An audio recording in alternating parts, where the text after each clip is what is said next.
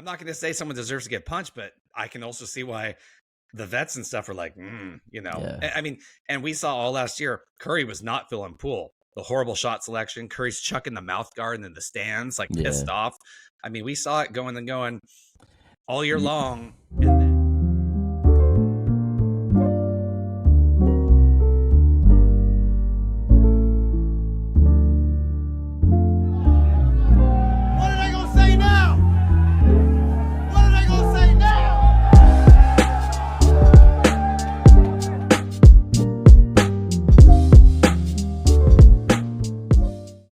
all right, welcome to another episode of What Are They Going to Say Now? Jay and Tony back here with you. I know it's been a little bit. We've been a little flaky in our schedule lately. A lot of stuff going on. Yeah, it happens. For a while it felt like maybe the podcast gods were against us. We were going to record yesterday. I managed to bite my lip. It was bleeding all over the place. But anyway, we're here. Text, I was like, what happened exactly? But I know. It's all right. It wasn't meant to be yesterday. It's not too bad, no. It was pretty swollen yesterday. Yeah. All right. Let's get into it. We got the NFL rolling and the NBA going now after the first week of play. Mm-hmm. Or a little more than that. So tonight, we're recording this right now on Friday. We have the start of the NBA in-season tourney. Ooh. Tony, are you excited? I don't know, man. I got to see how serious everybody takes it. Mostly the players. Like, if they're into it and competing, it could be fun. But if they're not, it could be really bad. So I will say the interesting wrinkle. I have two notes on this. The first being, they always joke that the NBA season doesn't really start until Christmas. Mm-hmm. So I understand why they're trying to do something early on to, gives it a little more juice. Interest, do something. Yeah. They do this a lot in, soccer in various leagues. They do those, early season tourneys. It's not the championship, but it's kind of a thing. And so I think it's neat they're trying something to make the early season interesting. Kind of wish, most teams have played 4, 5, 6 games. And all of a sudden, we're doing the in-season tourney. Kind of wish they had waited a little longer. Yeah, maybe 10 games in or something. Yeah, but maybe, I don't know. Well, their marketing games. Their marketing people probably said, well, we need to do this before it's Thanksgiving and all that. So that's probably why. Gotcha. So that's interesting. The other point is that could make it interesting is there is a financial incentive for the players. Is it the two final teams that it's $500,000 per player? Or something like that. It's a fair amount of money. I should have researched the details on that. I believe it's $500,000 per player on the teams, on the two final teams, or something in that ballpark. If you're LeBron or Steph or one of those, max contract guy, you don't really care. But for those teams, especially some of the contending type teams who have guys on a vet min or a lower end contract, that's some real money for them. Oh, yeah. And if you're if you're the leader, the big time max player on your team, you want to go get that money for your boys. And that can lead to good chemistry and things like that. So I think the money usually fans don't care about the money. You're like, yeah, these guys all make a bunch of money, whatever. I think this adds a little intrigue to it. Okay. Yeah, so we'll see. At the end of the day, it's only going to be good if the players care. So if if it matters to the players, it'll end up being cool. Yeah. So I just read something today, too, that I think the coaches are now being incentivized, too. So, it's just a little extra push, I read that. on all sides. So, but I like that they're trying it. So, that's fun. Did you see any of the court designs that they're doing? Oh, I did. Yeah. Interesting. OKC Thunder was the one I saw. It was bright blue. The majority of the court. And then there's one strip that's, the hardwood. So, just the regular hardwood. I don't know how that's going to be if that's going to throw people off. It's kind of cool seeing something different, but I like how the NBA is at least kind of messing around with things without screwing up the basic integrity of the game the way Major League Baseball is done. Right. Baseball's let's just have a designated hitter in the National League, and then you're just that's it. And then what after a century of tradition? They're just yeah, whatever. Change it up. Yeah. So. But I like the NBA. You can mess around with this. Let's be honest. They did the play-in tournament before the playoffs. That has been a resounding success. That worked. Yeah. I don't think anyone's questioning that at this point because they've been great games. No. Oh, yeah. It's been awesome. So, I think they're doing a good measured job of thinking outside the box. So I'm kind of into it, so let's see what happens. Absolutely. Speaking of chemistry, let's go straight Homer. Let's go straight to the Warriors. Their chemistry with CP3 in place of Jordan Poole, I know there's some other parts moving, but that's the big one, is through the roof right now. They are out there having fun. I know you're not a CP3 guy, neither am I. Having said that, he is growing on me. No, he's growing on me really quickly. I'm not excusing any past tactics and things he's done, but he's doing all the right things. He's saying all the right things. His body language. He's never looked so happy on a basketball court. I'll be honest. Like, no pouting. Clay hits a game-winning shot the other night. He's like right up there and celebrating with them. And he came off the bench, no problem. He's like he wants a chip, and he's buying into the whole thing. And man, I'm in on it. Like, the chemistry is night and day from last season. I mean, the vibes are immaculate. You can't say that there's not a major difference there from where we were last year. Just the beginning of the season, obviously, with the punch and all that. Yeah, the whole season was soured last year. So I mean, the vibes are completely back. Right. And I mean, Draymond spoke to the chemistry, and of course everyone's like, well, that's why you don't punch your teammate, blah, blah, blah. But I think that's missing the point. And we've spoken to this, that when that happened, none of the vets, Curry, Clay, none of the vets were down on Draymond and all back in Poole. Like, there was definitely a weird Kerr too, was, and it's come out that supposedly Poole said something like Draymond's, whole career has been a backpack on 30. Backpack on 30. That's what he called, which is super insulting, especially because Draymond is a key reason Poole got that contract in the first place, like played really well, because he took him under his wing. So if Poole was actually saying something that disrespectful to his teammate, to the guy who really helped mold him a bit, I'm not going to say someone deserves to get punched, but I can also see why the vets and stuff are like, I mean, and we saw all last year, Curry was not feeling Poole. The horrible shot selection, Curry's chucking the mouth guard in the stands, like pissed off. I mean, we saw it going all year long. And then remember, Curry has the speech in the locker room before Game 7 in Sacramento. And he's essentially saying, if you don't want to be here, get out. If you don't want to be here, get out. If you don't care just about the team, get out. I don't care about your numbers, whatever. I'm going to do this. And everyone reported, people who are tight in that locker room, beat writers, and they're like, that was heavily directed at Jordan Poole. Yeah. Like, not specifically, but because Poole became a little bit of a prima donna about himself. We had that vibe, so. Yeah, I'll say I think there was other players too he was speaking to on that. I don't think it was just directed at Jordan Poole. There was a lot of, but he was definitely Kuminga was probably part of that too, a little bit, who was off to a great start this year. Oh yeah. And, good chemistry with Chris Paul. Right. Yeah, no, I mean, listen, I will just say, I mean, I've been very impressed with Chris Paul so far. I've been impressed with the team, everything that's going on. I would just say it's very early. It's very early. Yes. A lot of things could happen. I'm hoping that this continues. I'm just saying, like, Chris Paul was very happy when he got to the Rockets. You know what I mean? And that ended really badly. So I'm just saying, like, you kind of have to see how things play out. Now, if the vibes are like this after All-Star break, you know what I mean. Like, but a good start's a good start, so that's nice with chemistry. And it doesn't hurt that Curry's playing. He's the best player in the league right now. Him and Luka and Jokic are the top three right now. They're playing crazy. He struggled a little bit against Sacramento this past game, but I mean, he was getting double, triple teamed. Like, it was completely understandable. But no, I mean, the way they pulled that together, because last year that would have been a 15-point loss. I feel like they just absolutely it just wouldn't have been their night, and they would have just gone downhill. So the fact that they hung in there kind of withstood all the because it was it's a trap game. Yeah.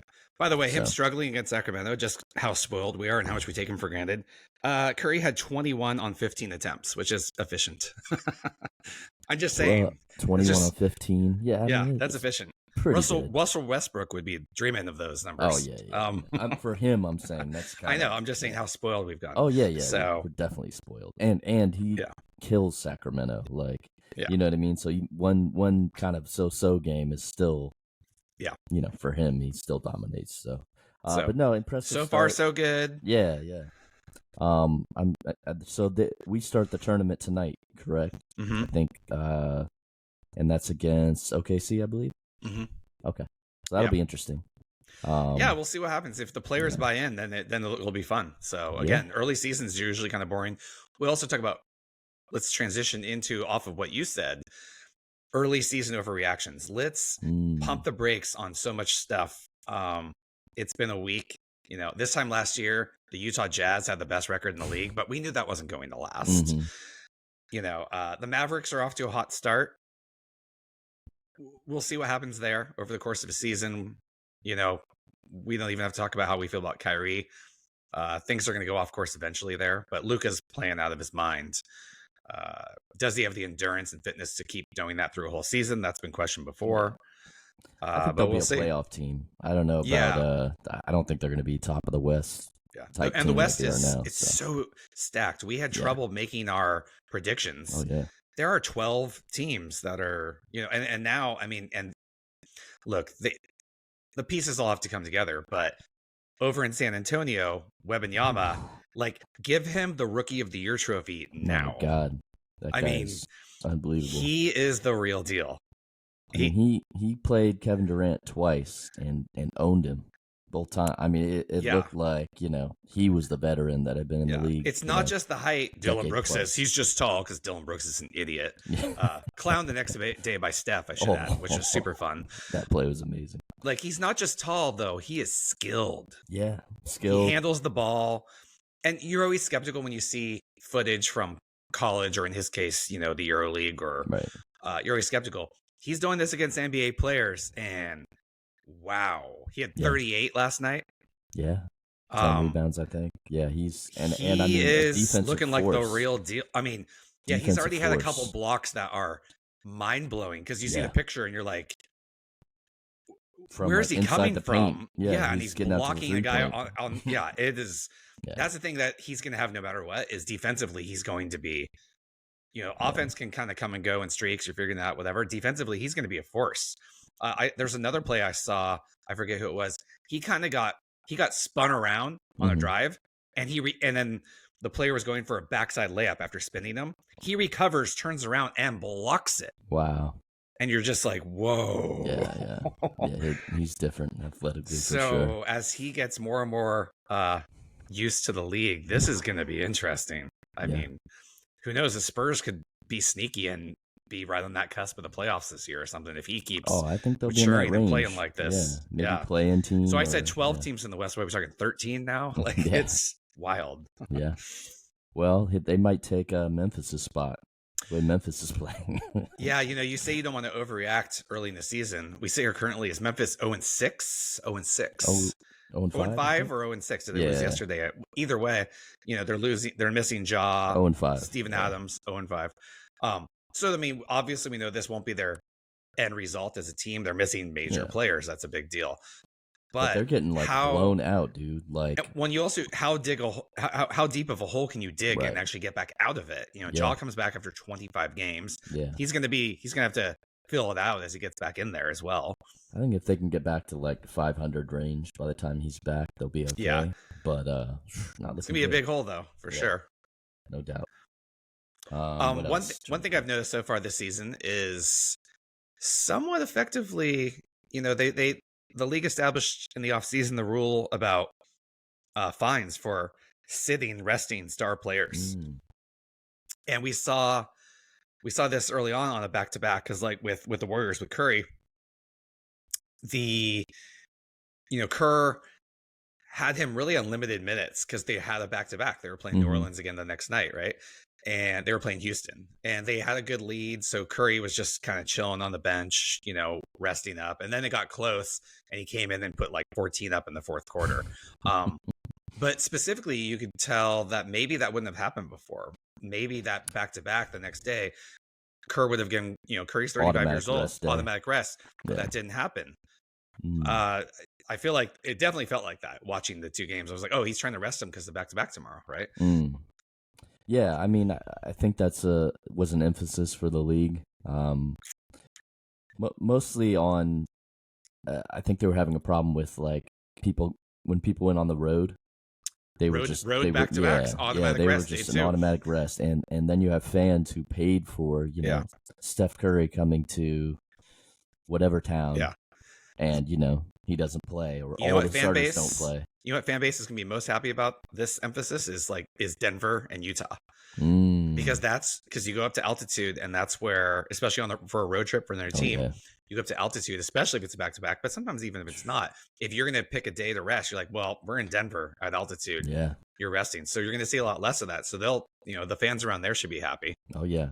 I think the Warriors are playing a back-to-back with the back end in Denver next week. So it'll be interesting to see. Yeah. It's going to be a challenge. Yeah. I have some aversion to how the fines work with that, because sometimes it's perfectly reasonable for somebody to rest if they really need it. Right. But I do think teams that were getting a little out of hand with it. Yeah. Well, and I think the league just doesn't like being shown up, basically, right? Like, especially if it's a national televised game too, right? Because they put a lot of money and marketing into that. So if you're just saying, "Oh, I'm just going to rest everybody," I could see where that would upset them. It has become such a thing to the point that when I look at tickets for like a Kings game or a Warriors game, I make sure I never get on a back-to-back. Back-to-back, yeah. Like on the second half of a back-to-back. Right. I will never buy those tickets. Oh, yeah. And I'm sure I'm not the only one who had figured that out in recent years. Right. So that's a problem. So they had to do something. Yeah. I think we might see some controversy with this later in the season. Okay. Guys are getting a little tired and run down. They want to save some steam with the playoffs coming up. And we'll see. We'll see what happens. You can see some of that happening. Is it worth taking a fine? How many minutes for rest? I've thought about this two ways. How many minutes does a star player have to play for it to not count? But I will. Okay, so it's like you take a Embiid or someone like that. He plays 10 minutes. Well, he played the game, but he kind of got a rest day. On the other hand, Embiid or anyone else, that's going to also mess up your per game stats. No, your per game stats. Oh, your stats. Points per game, all that. Yeah, true. That's also a factor. Yeah. So maybe that offsets it a little. I'm not sure. Yeah, it'll be interesting to see how they balance that for sure. So, any other stories? We should talk about Harden getting traded from Philly to the Clippers. And let me tell you, this 2017 Clippers squad is something to be reckoned with. In 2023, I'm not that worried about them. I mean, obviously very, very talented, but I think you have to be worried about the collection of talent. It's just, am I thinking that they're all going to stay healthy and be playing at optimal level at the same time? Probably not. Yeah, the odds are extremely low. And I know, look, the Warriors have to stay healthy. They don't have injury history nearly on the level of these guys on the Clippers collectively. Right. And I just think Harden. You never know. Harden is far from his Houston days at this point. I think he's still a good playmaker, though. He's still a good playmaker. Yeah, I'm just saying, and maybe that's a good thing for the Clippers because there's only one ball. How's Harden gonna handle? And Westbrook needs the ball. Kawhi likes to handle. Paul George is a little bit more off the ball. But Kawhi has shifted a little more off ball than he was when he was younger, though. So I think that'll be okay. Yeah, the Westbrook situation with Harden reunited again. Right. This is the third time, right? Because they were together in OKC for a little bit. Right. Yeah. We'll see what happens with that. Harden's actually been playing pretty well too so far. Yeah. Oh, sorry. Westbrook is what I meant to say. Oh, Westbrook. Yeah.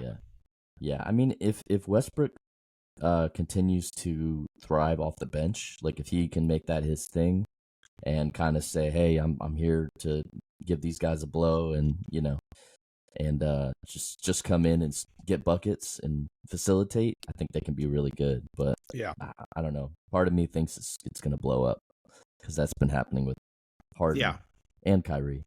Yeah. Everywhere they've gone. So it'll be interesting. But that was a interesting to see that come across the timelines. Now, what do you think? It was like 3 a.m. or something my time. Yeah. I was like, what do you think the 76ers are going to do? So they got the Hall of Players. Also, I should say PJ Tucker went out in that. Also good player. Yeah. But a Hall of Players in return back to the 76ers. Do you think they're going to try and group some of those contracts together and make a trade for more of another star to come alongside Embiid? Maybe. I don't think they're in a rush though, because they're actually playing pretty well. Yeah, but it's early. It's about contending though. But I'm just saying, Tyrese Maxey's been solid. Like you would think with all that distraction, which is kind of what I think in our rankings, I said, oh, they're going to slip because the whole Harden thing and this and that. Yeah. They've actually been doing pretty good. Maxi's on that year where he's about to come in the zone. He's about to be a restricted free agent and be qualified for a max deal. Yeah. Also interesting for Philadelphia is Tobias Harris on a max deal. He has an expiring contract. Yeah. So yeah, I mean, are they looking at next year? Are they looking at this year? I looked at next year's free agent class. It's not great. Okay. So that's why I feel like they're going to have to try and put some kind of trade package together to get another like number 2 type player alongside Embiid. I don't know what that would be. Daryl Morey is a magician, so who knows what rabbit he'll pull out of his hat. Yeah, with that, I like some of the pieces they got back though. They got was it Kenyon Martin's son, KJ Martin? He's good, man, and I think he's someone who I feel like could grow with them as well. Kind of a young prospect. They got like Nicholas Batum, who's a good player, but I mean, he's solid up there, player. He's up there in years, so But he can give you a solid 15 minutes, though, and defensively too. Got some draft picks back. I mean, they did well. I think they did about as well as they could with that situation because they just had to get rid of Harden. That was such I think they're gonna fill it out, and then when the trade deadline approaches, depending where they're at, I think that's what we'll see. I still see some kind of trade package coming together.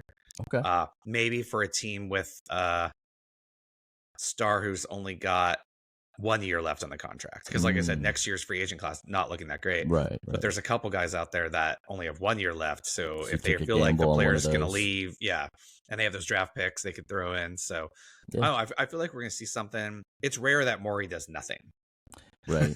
Well, and they have to be proactive, because if Embiid starts to see this thing going downhill even more, he's just gonna bounce out of there. He's gonna ask out. That's exactly what I'm saying. So, one team we should really talk about is the whole Dame in Milwaukee thing. And I believe on our last podcast we spoke of this. I said they're going to have to win a lot of games, like 135 to 130. And we've seen that. We've seen Dame go off so far. He's had a big night or two. I think this first game he had like 41 or something, or 39. Yeah, that was against Philly. Yeah. And they did really well and won the game. Then he had a bad game, and especially defensively, and they got blown up. So that team's going to have to gel and mesh, and we're going to see what's going to happen. I think people were underlooking the difference of, Drew Holiday is a really good defensive guard. Dame Lillard isn't. He just isn't. Drew Holiday is excellent. Yeah. He's not really good. He might be the best. Yeah, he's one of the best defender. Perimeter guards in the league for sure. So that drop off. We've already seen both extremes. It'll be interesting to see how that progresses through the season. Yeah, I mean, this was my concern with them defensively. What's interesting is I was listening to another podcast today. Is the Hoop Collective podcast, and they were talking about how Milwaukee's actually been really bad interior defending, and that actually surprised me a little bit. Which is strange because they have two great interior defenders. And Giannis. You would think, and like last year they were killing. So I'm just wondering if the perimeter defense being so bad that those guys are kind of scrambling and being put out of position. So now you mean like maybe they're leaving the paint to go out to the perimeter more than they would normally do, right? Giving help, defense is solid, giving help and opening up the paint behind you, leaving yourself exposed to cuts. That's just me kind of. I honestly haven't wondering. Watched them play enough to give a real accurate assessment. I only of that. Watched the first game, but I mean it makes logical sense that would be an issue. Yeah, and I mean, I think offensively, most nights they're going to be enough. Just Dame and Giannis. I think Chris Middleton's kind of been not doing a whole lot so far. I know he had some injury issues in the preseason, and he hasn't been playing too many minutes. So, do I think they're going to be a 500 team like they are now? No. I think they're going to be better than that. But I think they have legit concerns. It's really more about what they're going to look like in the playoffs. Right. That's really what it's about. Right. Well, and if you compare them against a team like Boston, who picked up Drew Holiday, they're a machine right now. I mean, they are rolling. Man, Tatum's playing really well. Drew's fit in there like perfectly. It seems like Porzingis has been a good fit so far. I mean, I'm just saying, like, so if you're comparing the two right now, like if they were to face up in the playoffs, I put my money on Boston. It would not go good for Milwaukee at this point. Yeah. But that it's a long season. It's a marathon, not a sprint. Yeah. Rookie head coach, right? Yeah, so they have a lot to figure out to gel. Like, it's like we'll see what they look like in February. Yeah, it's going to take a while. That is interesting with the defense, though, with the perimeter. It's a lot like football. Your defensive line getting pressure on the quarterback is a lot like your perimeter defense. Mm-hmm. So if your perimeter defense is tight, it makes it easier on the guys in the paint and the interior. Right. Just like if your defensive rush in the NFL is really good, it makes it easier in the secondary covering guys. Mm-hmm. Kind of the same idea where they play together, Right. Yeah, and like we said, it's early. This could be something. Maybe they're figuring it out now, and they're going to come up with a kind of a strategy. Scheme. Yeah, scheme. Right. Yeah. That major change up in the roster, new coach. You got to just give that months before you can really evaluate. Yeah, you just got to go in there and figure it out. So. Yeah. And that's a major change for that team. So it is. Yep. Yeah. I'm trying to think if there's any other storylines. I think we covered it so far with the NBA. So we're just getting going. Let's give a quick shout out. We don't talk a lot of baseball on here very much. To Bruce Bochy and the Texas Rangers. Yeah.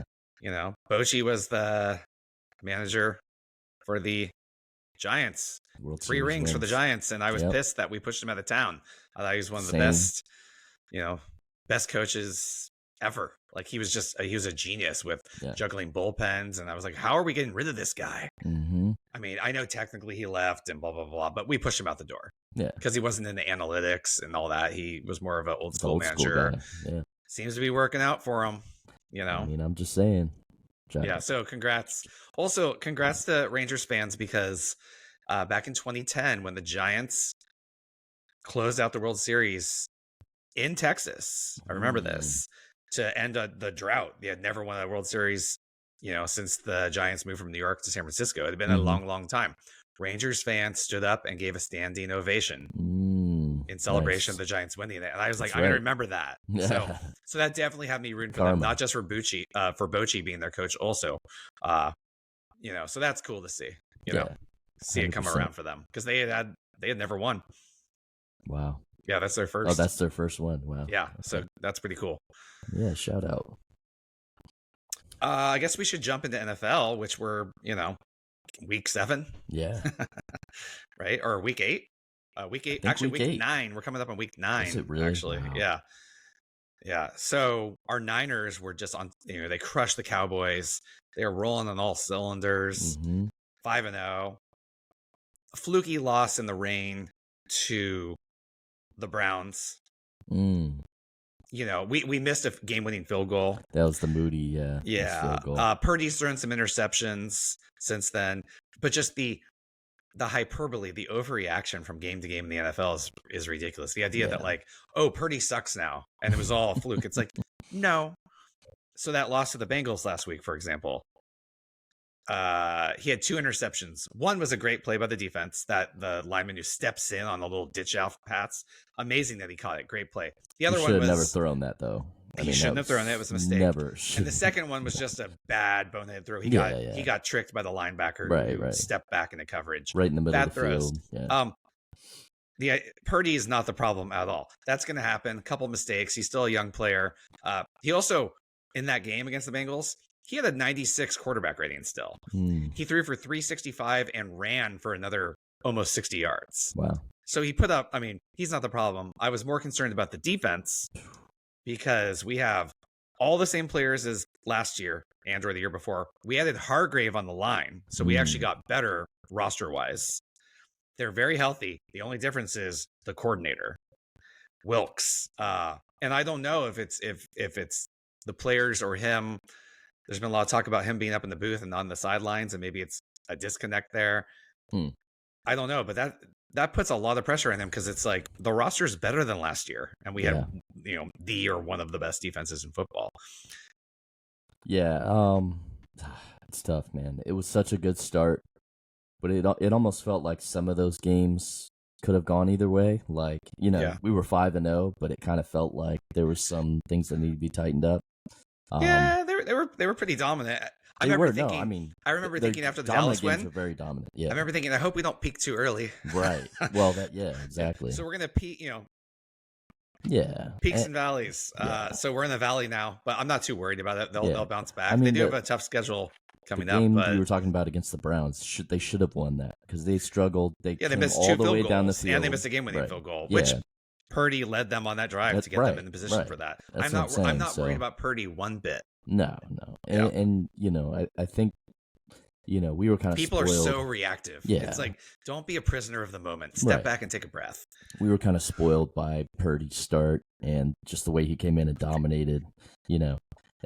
Nobody's ever going to come in and win every single game, right? There was going to be a regression to the mean and kind of teams starting to figure him out a little bit. Him starting to figure out, okay, I need to work tendencies. On tendencies and check downs, things like that. I got to tell you, I've been really impressed by his scrambling.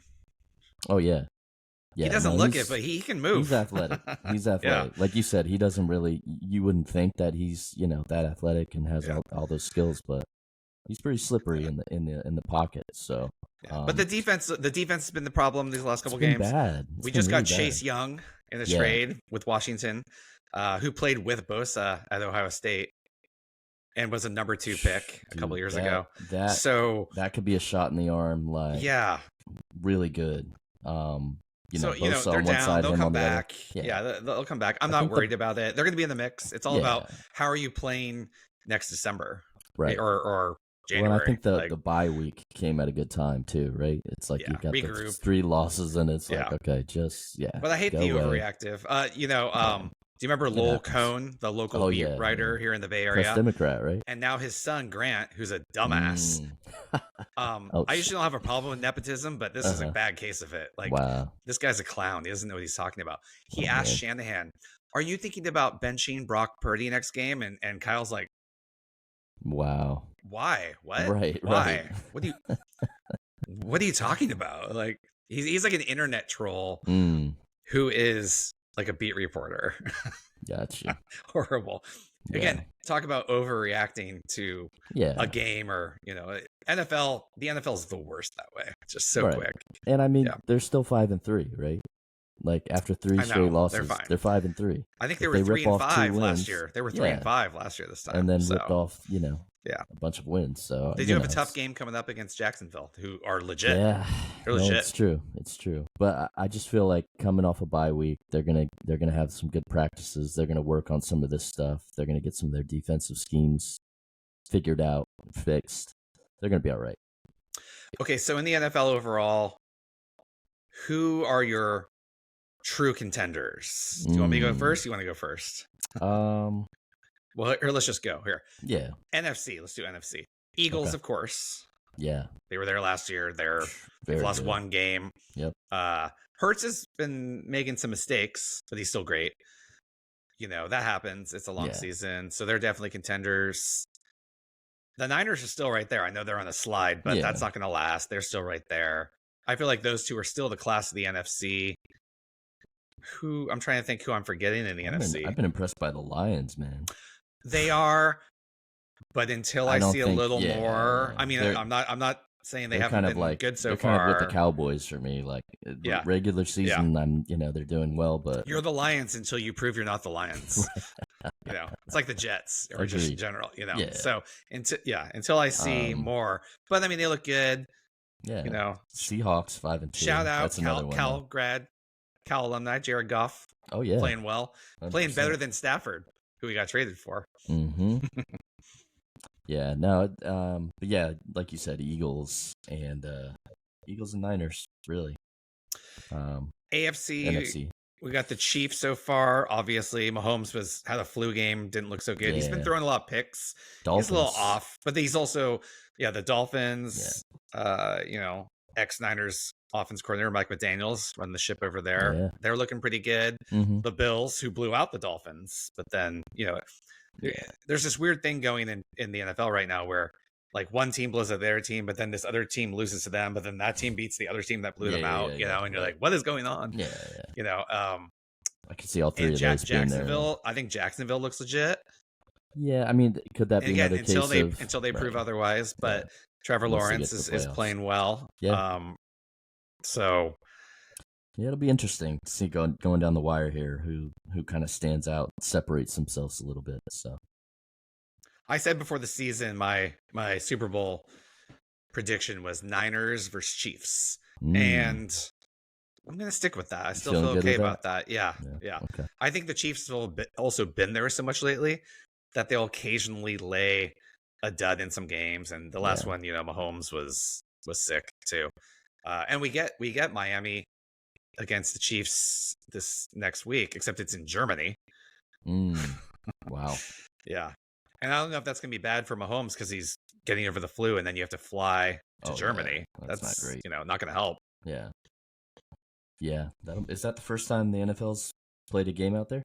Yeah, all these. Wow. Yeah, it was always London. Now it's Germany. Yeah. Okay. Wow.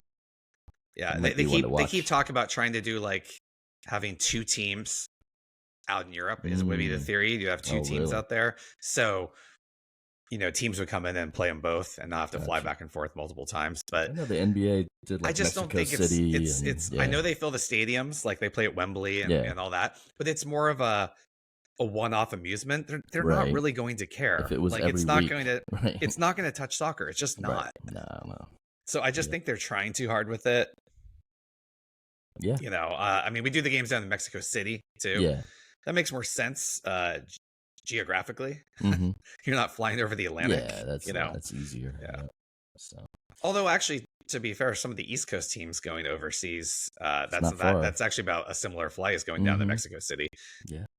But still, they're used to going west. It's just the time zone's all different, I don't think if you go from New York City to Mexico City, you're not like jet lagged, right?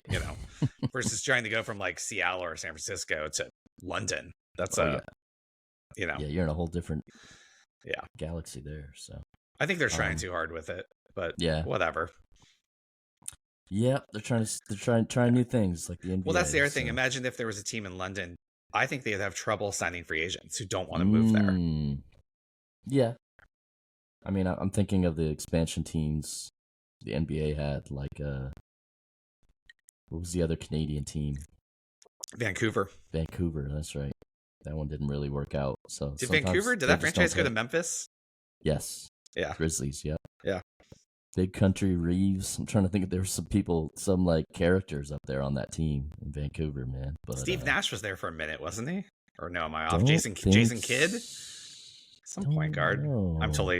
I can't remember what year it was even, but you got me one. The NBA is going to get, the two new franchises there are Vegas and Seattle for sure. Right. I don't want to say that's a done deal, but there's been so much chatter about it that it's kind of a done deal. Right. Yep. Looks like Shane Battier played there for a little bit. Tony Allen. Pau Gasol, can that be right? Oh, to jump back to the NFL, by the way, we have to talk about the train wreck in Vegas, since we mentioned Vegas. The Raiders fired McDaniels this last week and their GM. Yeah. And they said they're benching Jimmy G. Jimmy? Oh, yeah, they're shot. I think the thing, we've seen Jimmy G play well. He played really well for the Niners last year before he got hurt. Yep. Now, you could say part of that is Shanahan's system, and that's true because no one's done well under Josh McDaniels either, so not a great system for him. Having said that, I think the cardinal sin that got Jimmy benched is the fact that he has Devontae Adams, and he's not throwing him the ball. Like, one of the best receivers of all time. Yeah. He's still fast. He's still in his prime. Throw the man the ball, or you're going to get benched. Hey, that's Jimmy, and there's a couple bad clips from this last game where Adams is wide open, and Jimmy like under or overthrows him. No, he just misses him. Wow. And I was like, ooh, that's not good. Yeah. Not to mention Adams is so fast, it's hard to overthrow him. Yeah. But he still did. Wow. So who's his backup?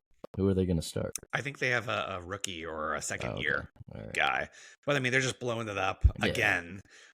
They're paying a lot of money still to Gruden, and then now to McDaniels. They keep signing they signed Gruden to a 10-year contract. He lasted a couple years, right? A couple years. Paying that out. And then McDaniels, they signed to a 6-year contract. Wow. So they're going to be paying those two guys for a while, and then you're bringing in another coach. It's kind of a mess. Yeah. Yeah. It's interesting. Mike Davis, I don't think he knows what he's doing. Although everyone points out it's kind of funny. He owns the WNBA team. They're the Aces, who have won really? back-to-back championships. Wow. But that's a little different, and no one cares about the NBA. Right. WNBA, I should say. Sorry. They Yeah, keep trying. They keep trying to push the WNBA down our throats, and it's just. I tried to follow a little bit of some of the games and stuff. I mean, towards like the finals and things like that. But yeah, I can't. It's just not fun to watch. Yeah. I just don't think it's marketed I think really. They need I don't know when the games are. Give them a 9-foot hoop. Okay. I'm serious. That's interesting. Yeah. It's just not. It just doesn't have it. It's like it's just not there. And I like women's sports, like women's soccer, super fun to watch. Yeah. Volleyball, tennis, all good. Right. WNBA. Just not feeling the basketball. Huh? No, and neither is anyone else. Oh man. I feel bad for those players. A lot of them are very talented. Oh yeah. But it's just the skill level is really high because it has to be. Yeah. They're not as athletic to do all the different stuff. No, I feel bad, but I'm just like, I'm not that into it. Not feeling it. Okay. Oh, I'll even watch women's golf too. Wow. Okay. Yeah. The LPGA. Yeah. Interesting. Okay. They're actually going to do. They're doing a hybrid event with the men, like team play, and that's pretty cool. So they're starting to work the women in a little more. Okay. Which makes it interesting. Cool. Oh, we should add that our podcast is officially sponsored by Swirlo Golf Apparel. Hey. And go to swirlo.com. Get your merch. Absolutely. We have some big Black Friday, Ooh. Cyber Monday sales coming up. Okay. Yeah. I might have to get some more gear, get some more hats. Another shirt. So. We won't go deep into this yet. Also on the golf note, we never even talked about the supposed Live PGA Tour merger, and I don't want to go into this now. We'll do this later on when the season gets going really in full. Nothing's really come of it. Like they're still in talks and everything's stalling and it's just kind of sitting there. And I don't know. So we're gonna have to wait for real details to come out, but it'll be interesting to see how that develops at some point. So do you feel like it's still gonna happen, or do you think it's gonna fall apart? Well, when they agreed to, they call it a merger, but it's not really a merger, but it's kind of more of a cash injection to the PGA, but they're still keeping Live going. Right. They both agreed to drop the legal matter. And it was without prejudice, meaning they cannot bring it back. Wow. So it's officially water under the bridge in terms of those suits. Like you cannot bring it back to court. So it's just a matter of them agreeing on. Yeah. So it'll be interesting to see how that pans out. I kind of expected by now we're getting into the schedule. I mean, I was expecting some kind of terms and that to be announced. And there must be some serious negotiations or calculating going on behind the scenes there. It's been odd. That was announced months ago, and there still hasn't really been any real significant details coming out of it. Okay. So I guess we'll see what happens. We'll leave that for another day when we actually have something to really talk about that's concrete. For sure. Maybe we can get another guest on, talk about that one. That'll be fun. Absolutely. So, yeah. Cool, man. All right. Well, I think that about does it. We'll get a little more back on our schedule. And, at least every couple weeks. I think I'm sure we're going to recap the in-season tournament for the NBA and see where things are evolved with the NFL season. Nice. All right, everyone. Well, thank you for listening and subscribe to us in all the places, pretty much available everywhere. And smash that subscribe button. Yeah. All right. And I guess that's it. We're out. Peace.